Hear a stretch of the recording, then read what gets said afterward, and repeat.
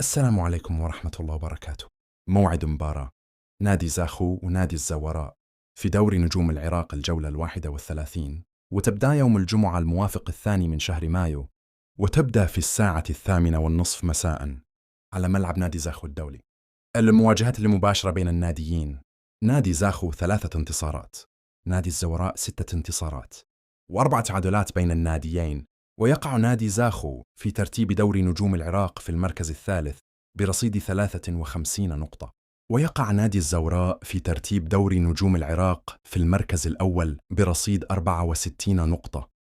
وتنقل المباراة على قناة العراقية الرياضية وقناة الكأس، ويحدد معلق المباراة لاحقاً. ولا تنسى الاشتراك في القناة ليصلك كل جديد.